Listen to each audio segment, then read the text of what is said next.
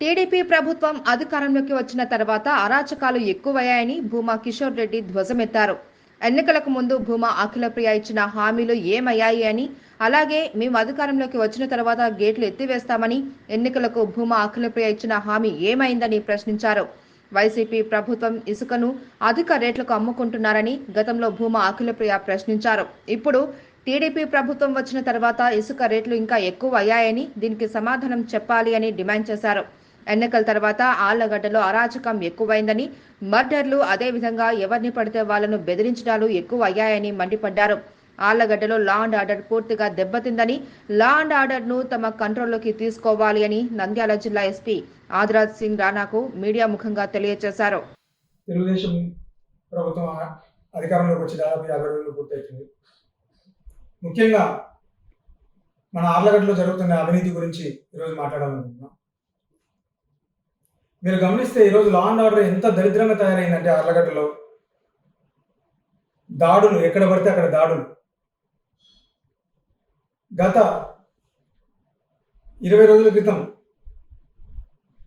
చాకల్ శ్రీను అనేది అతన్ని ఎత్తుకుపోయి కొట్టి పాడేయడం అందరికీ తెలిసిన విషయమే.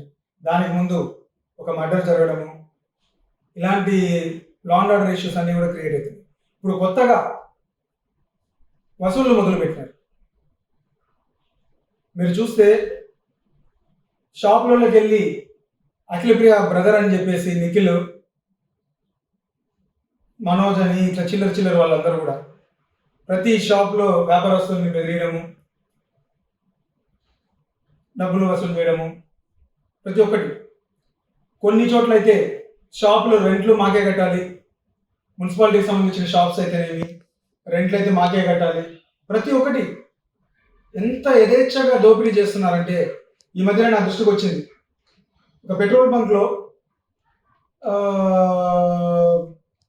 ఆఖరికి పెట్రోల్ పెట్టే బావి దగ్గరికి వెళ్ళి డబ్బులు లాక్కొని, నువ్వు ఇంటికి రారా చూద్దాం, నువ్వు లెక్క కావాలంటే ఇంటికి రారా అనే పరిస్థితి. ఆడికి వస్తేనే ఒక డబ్బులు వసూలు చేయడము. ఈరోజు ఎన్ని ఎక్కడికి పోతున్నాయో కూడా అర్థం కావట్లేదు. వాళ్ళు ఇంత దారుణంగా ఎలా అవుతున్నారంటే, ఇప్పుడు కంప్లైంట్లు కూడా చాలా వరకు ఇచ్చాం. ఈరోజు మేము సాకర్షణ కొట్టిన కేసులోనే ముద్దాయిని కూడా అరెస్ట్ చేయకపోవడం వల్ల వీళ్ళు ఇంకా ఎక్కువ చేయడం. ఇదే నిఖిల్ ఈరోజు ముద్దాయిని, ఈరోజు ఒక కేసులో ముద్దాయిని కూడా యథేచ్ఛగా బయట తిరుగుతున్నాడు. ప్రతి దానిలో వసూలు చేసుకోవడము. ఇంకా ఎంత ఘోరం అంటే ఈరోజు ఆర్లగడ్డలో వ్యాపారాలు చేసుకోలేని పరిస్థితి. ఇదే తెలుగుదేశం నాయకులు కానీ, ఇదే ఇరగల రాంపు లాంటి జనసేన నాయకుడు కానీ వీళ్ళందరూ ఏం ప్రచారం చేశారో అధికారంలో ఎలక్షన్స్ ముందు, మేము అధికారంలోకి వచ్చినాక ప్రతి ఒక్కటి ధరలు తగ్గిస్తామన్నారు. ఈరోజు ఏం గారులు కాస్తున్నారు? నేను డైరెక్ట్గా రాంపులాంటి గారిని ఒకటే అడుగుతున్నా. ఆ రోజు అఖిలప్రియ గారి గెలుపుకి నీ వల్లే కదా ఈరోజు గెలిపించారు కదా, మీరే కదా, జనసేన వల్లే గెలిచింది కదా ఈరోజు తెలుగుదేశం. మీరు ఏం చేస్తున్నారు? ఈరోజు ప్రజలకు ఏం సమాధానం చెప్తారు మీరు? ఈరోజు ఇసుక బాధుడే అన్నాడు గతంలో. ఈ రోజు చూడండి, ఆళ్లగడ్డలో ఇసుక కొనాలంటే ఒక ట్రాక్టర్ ఇసుక దాదాపు 8,000 రూపాయలు అయింది. ఎవరికి చెప్పుకోవాలి? ఈరోజు ఆఖరికి శిల్పకళలలో ఒక రాయి దిగాలంటే 10,000 మీకు కట్టాల్సిన పరిస్థితి వస్తుంది. టన్నుకు 2,000 రూపాయలు అంట. ఏందండి ఇది? ఇంత దోపిడీయా? ఏ రోజైనా ఆళ్లగడ్డలో ఉందా? ఇక ఒకటి అని చెప్పుకుంటూ పోతే దాబాలను బెదిరిస్తారు, వాళ్ళని కొడతారు, వాళ్ళు తిరిగి కొట్టే పరిస్థితి. ఈరోజు చూడండి, ఆళ్లగడ్డలో మన ఏదో ఒక దాబాలో జరిగింది. తిరిగి కళ్ళల్లో కారం కొట్టి మరీ కొట్టినారు. ఎంత దూరం పోతున్నారని? ఎక్కడికి పోయినా భార్గవరాం మనుషులమో లేదంటే అఖిలప్రియ తమ్ముళ్ళమో అంటారు. నాకు అర్థం కావట్లేదు ఇది కూడా. ఇందుకేనా నేను ఇంకొక సూటి క్వశ్చన్ చంద్రబాబు నాయుడు గారిని వీళ్ళని అడిగేది, ఇందుకేనా మీకు ఈరోజు ఓట్లేసి గెలిపించింది? మీరు ప్రచారం చేసి ఆర్లగడ్డలో తెలుగుదేశాన్ని గెలిపేయండి, అభివృద్ధి చేస్తామన్నారు. ఏం అభివృద్ధి చేస్తున్నారు? ఈరోజు రాత్రి 8 గంటలు దాటితే ప్రజలు కూడా బయట తిరగలేని పరిస్థితి ఆళ్లగడ్డలో ఉంది. ఎవరు ఎప్పుడు దాడి చేస్తారో అర్థం కావట్లేదు, ఎక్కడ డబ్బులు గుంజుకోపోతారో అనే పరిస్థితి అర్థం కావట్లేదు. ఈరోజు మద్యం బెల్ట్ షాపులు ఉండవన్నారు. ఈరోజు మీరే విచ్చలవిడిగా బెల్ట్ షాపులు అమ్మిస్తాం, దొంగ మందు తీసుకొచ్చి కర్ణాటక మందు అమ్ముతున్నారు. సో మేము కోరేది ఒకటే, వెంటనే లా అండ్ ఆర్డర్ కానీ కంట్రోల్ కాకపోతే ఎన్ని ఘోరాలు, ఆళ్లగడ్డ మళ్ళీ 30 సంవత్సరాలు ఎన్నికిపోయే పరిస్థితి వస్తుంది. ప్రజలకు కూడా అన్నీ అర్థమవుతున్నాయి. ఈరోజు మేము వేరే రాష్ట్రంలో జరిగే సమస్యల గురించి మాట్లాడట్లేదు. ఈరోజు ఆర్లగడ్డలో జరిగే సమస్యలే. ఎన్ని దోపిడీలు, ప్రతి ఒక్కటి.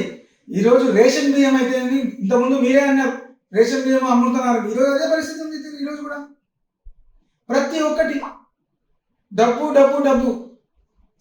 మున్సిపాలిటీలలో పనిచేసే వాళ్ళ దగ్గర కూడా డబ్బులు వసూలు చేసే పరిస్థితి వస్తుంది.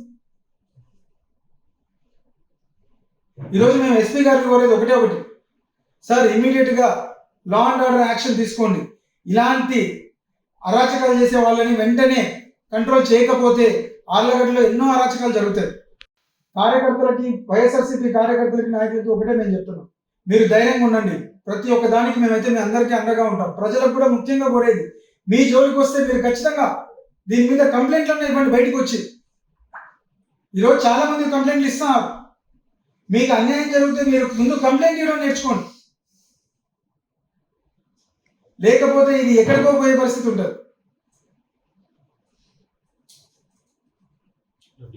ఇది కూడా చాలా దారుణంగా ఉంది ఆర్లగడ్డలో.